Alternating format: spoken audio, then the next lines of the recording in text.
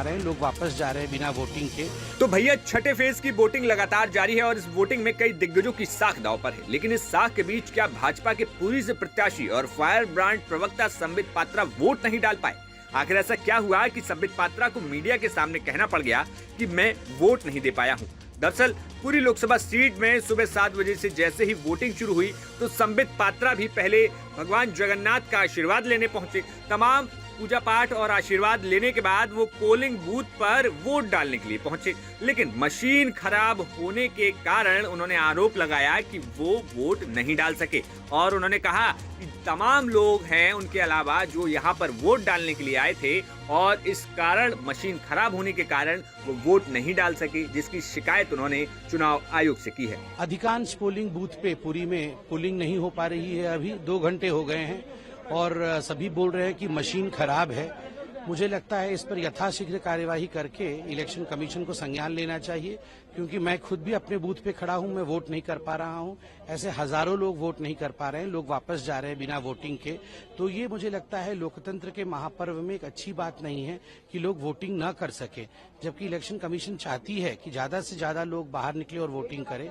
और मशीन अभी तक अधिकांश पोलिंग बूथों पे काम नहीं कर रही है। कोई 1-2 पोलिंग बूथ पे अगर एक्सेप्शन होता तो हमें समझ में भी आता, मगर 15-20 पोलिंग बूथों में इसी प्रकार की सिचुएशन रहेगी तो ये एक अच्छा समाचार नहीं है और ये अच्छी बात लोकतंत्र के लिए भी नहीं है। मैं इलेक्शन कमीशन से निवेदन करूंगा कि इसका संज्ञान ले और तुरंत इसे ठीक करे। आपको लगता है कॉन्स्पिरेसी है? देखिए, ये सब कहना उचित नहीं होगा। मुझे लगता है यथाशीघ्र इलेक्शन कमीशन इसका संज्ञान लेगी और इसको आगे बढ़ाएगी। अब सुबह सवेरे संबित पात्रा ने अपनी शिकायत तो दर्ज करा दी। इसके साथ ही साथ जब कुछ देर बाद दोबारा मशीनें ठीक हुई तो रिटर्निंग ऑफिसर की तरफ से संबित पात्रा ने बताया कि रिटर्निंग ऑफिसर की तरफ से कुछ एक्स्ट्रा वक्त अब दिया गया है। जितनी देर तक पोलिंग रुकी हुई थी उतना समय एक्स्ट्रा दिया जाएगा और उनको उम्मीद है कि ज्यादा से ज्यादा पुरी में वोटिंग हो सके। लगभग सुबह 6 बजे से हम इसी प्रक्रिया में हैं। मशीन काम नहीं कर रही थी। लगभग 8:40 को मशीन काम करना शुरू किया। मैं क्यू में तब से खड़ा हूं। बहुत बुजुर्ग वापस लौटे हैं। मैंने रिटर्निंग ऑफिसर से बात भी की। मशीन काम करना 8:40 को चालू हुआ। उसके बाद हमारा एक अधिकार है आइडेंटिटी कार्ड के साथ अंदर जाके हम चेक कर सकते हैं कि मशीन काम कर रहा है या नहीं।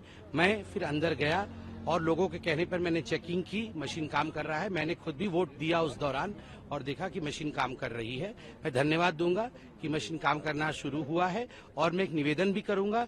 1.5 घंटे का समय जो व्यर्थ गया है, लोग वापस गए हैं, वो 1.5 घंटे का समय जिन जिन बूथों पर मशीन के मैल फंक्शनिंग के लिए वेस्ट हुआ है, वो 1.5 घंटे का समय वहां पर रिटर्निंग ऑफिसर एक्सटेंशन के रूप में दे। तो आखिरकार संबित पात्रा ने अपनी लोकसभा सीट पर अपना वोट डाला। इसके साथ ही साथ सबसे बड़ा सवाल ये है कि क्या 2024 में पूरी लोकसभा सीट से संबित पात्रा जीत दर्ज कर पाते हैं, क्योंकि प्रधानमंत्री मोदी खुद संबित पात्रा के प्रचार के लिए पुरी में पहुंचे हुए थे, जहां पर उन्होंने बड़ा लंबा रोड शो भी किया था। ऐसे में देखना होगा कि आखिर पुरी के जब 4 जून को रिजल्ट सामने आएंगे तो उसमें क्या कुछ निकलकर